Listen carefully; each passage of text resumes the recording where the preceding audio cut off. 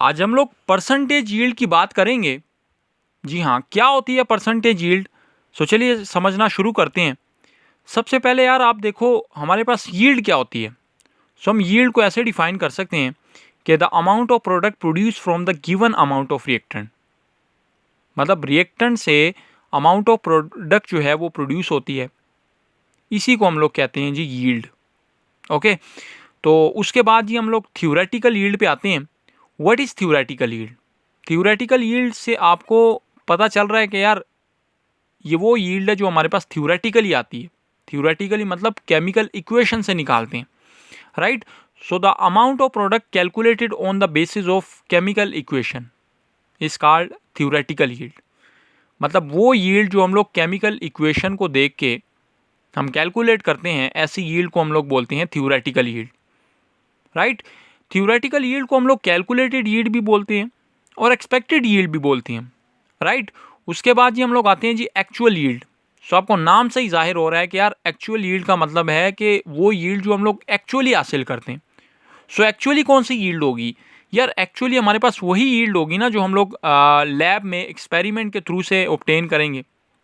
So the amount of yield actually obtain through a chemical reaction.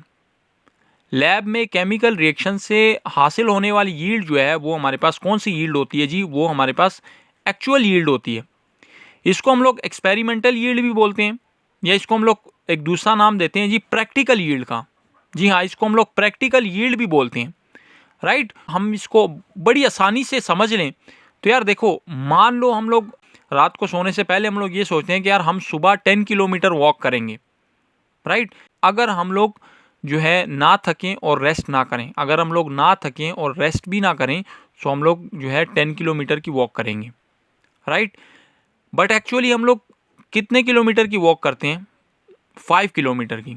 मान लो हम लोग 5 kilometre की वॉक करते हैं। अच्छा, 5 किलोमीटर की वॉक तब करते हैं कि यार देखो हमको रेस्ट भी लेना होता है, राइट, हमें रुकना भी होता है, राइट, क्योंकि हमारी बॉडी है ना, मतलब थकेगी भी।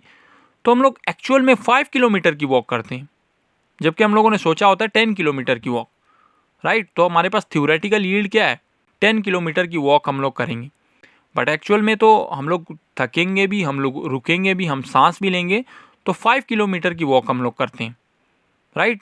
इसके बाद एक और एग्जांपल अगर हम लोग समझें कि यार कंपनी कहती है कि यार मोबाइल की बैटरी जो है वो 10 आवर्स चलेगी, राइट।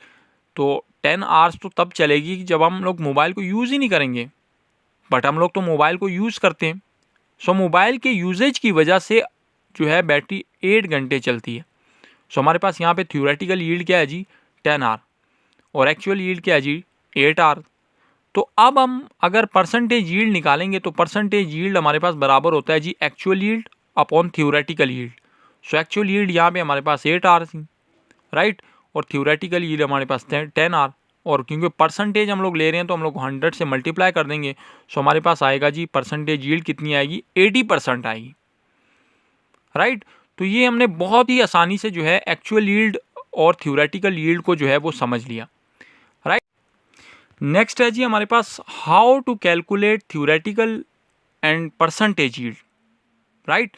हम थ्योरेटिकल यील्ड और परसेंटेज यील्ड कैसे कैलकुलेट कर सकते हैं?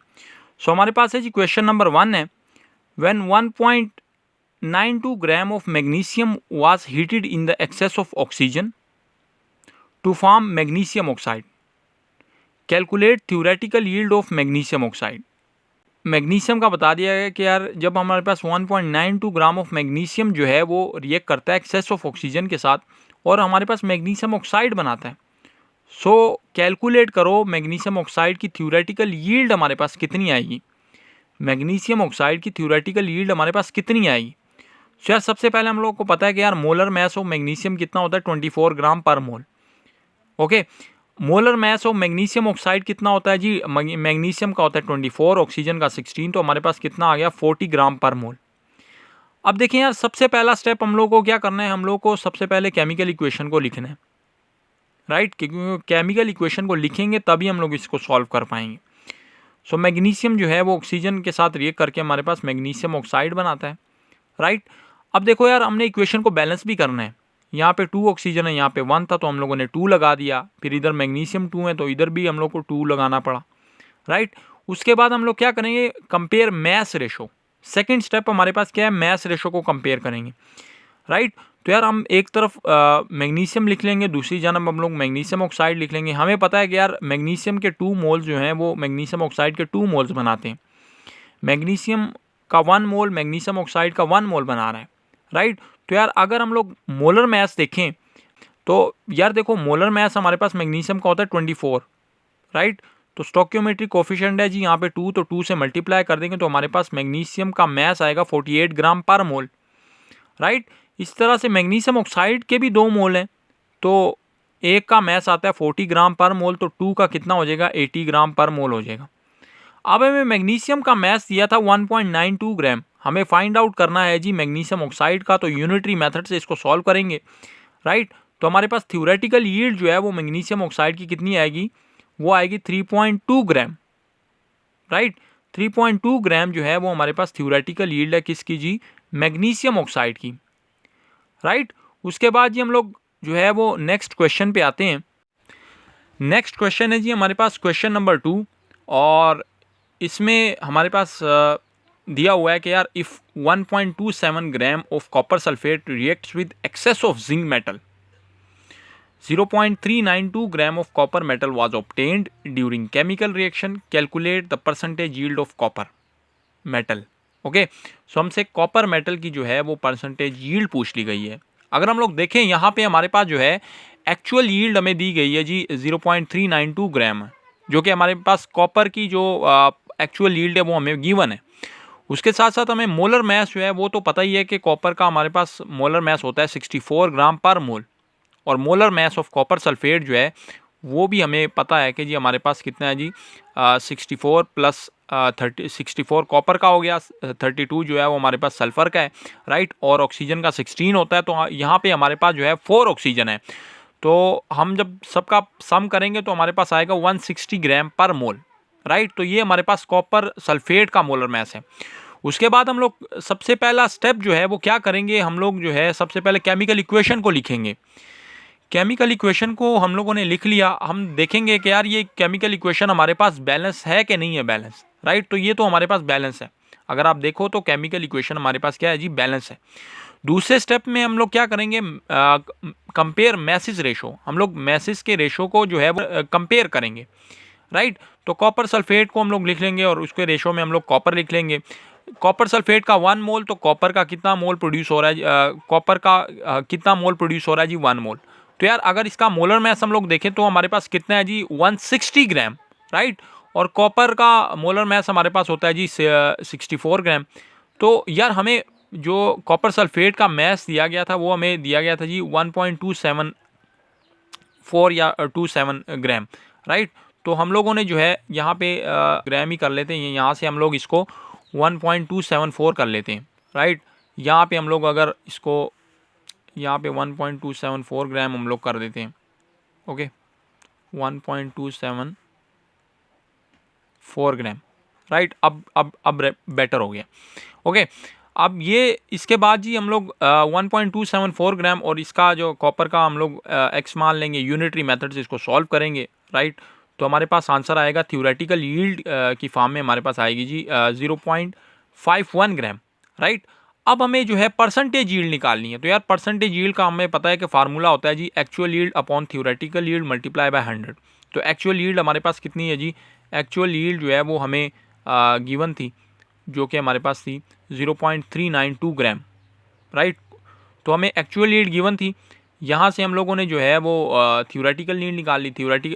एक्चुअल यील्ड को थ्योरेटिकल यील्ड पे डिवाइड करेंगे, मल्टीप्लाई बाय 100 करेंगे, सो हमारे पास परसेंटेज यील्ड निकल के आएगी, जो कि है हमारे पास 76%, राइट। तो इस तरह से हम लोगों ने जो है वो परसेंटेज यील्ड फाइंड आउट कर लीजिए किसकी, कॉपर मेटल की, और यही हमसे क्वेश्चन में पूछा गया था, राइट। क्वेश्चन नंबर 3 में हमसे पूछा गया कि जी the percentage yield of the following reaction is 85%। ये रिएक्शन दिया है, इसकी हमें परसेंटेज यील्ड बता दी गई है। अब वो हमसे पूछ रहा है कि यार how many grams of aluminium chloride would be obtain from 100 gram of aluminium metal, right. मतलब हमें जो है वो थ्योरेटिकल यील्ड दे दी गई है और हमसे एक्चुअल यील्ड पूछी गई है, राइट। तो सबसे पहले हमको जो है वो क्या करना है, हमें एल्यूमिनियम क्लोराइड की थ्योरेटिकल यील्ड फाइंड आउट करनी है। हमें एल्यूमिनियम की दे दी गई थी, हमने जो है उससे एल्यूमिनियम क्लोराइड की थ्योरेटिकल यील्ड फाइंड आउट करनी है। तो यार हम लोग मोल रेशो की फॉर्म में लिख लेंगे, इसके 2 तो इसके 2, इसका 1 तो इसका 1 प्रोड्यूस होगा, राइट। तो अगर हमारे पास इसका मोलर मास जो है हमारे पास जो है वो 27 ग्राम हो जाए, राइट। और इसके 1 मोल का कितना हो जाए 133.5 ग्राम हो, राइट। तो अगर इसके 100 ग्राम तो इसका x, तो हम इसको यूनिटरी मेथड से सॉल्व करेंगे। सो हमारे पास जो है वो theoretical yield of aluminium chloride हमारे पास कितनी आई है 494.4 ग्राम, राइट। अब स्टेप 2 में हम लोग को क्या करना है, हमें एक्चुअल यील्ड फाइंड आउट करना है। तो परसेंटेज यील्ड का हमें पता होता है, फार्मूला होता है जी हमारे पास actual yield upon theoretical yield multiply by 100। अब हम इस इक्वेशन को ऐसे रीअरेंज करेंगे कि हमारे पास जो है एक्चुअल यील्ड यहाँ पे आ जाए, right. Percentage yield upon 100 multiply by theoretical yield करें तो हम लोग जो एक्चुअल यील्ड है उसको फाइंड आउट कर लें। तो परसेंटेज यील्ड जी हमें पता है जी, यहाँ पे हमें परसेंटेज यील्ड दी थी जी 85%, राइट। तो हम लोग यहाँ पे जो है परसेंटेज यील्ड पुट करेंगे अपॉन 100 करेंगे और जो है थ्योरेटिकल यील्ड से मल्टीप्लाई करेंगे। सो हमारे पास जो एक्चुअल यील्ड निकल के आ रही है वो आ रही है जी 420.3 ग्राम, राइट। एल्यूमिनियम क्लोराइड की जो है हम लोगों ने क्या कर ली है, हम लोगों ने एक्चुअल यील्ड फाइंड आउट कर ली है, राइट।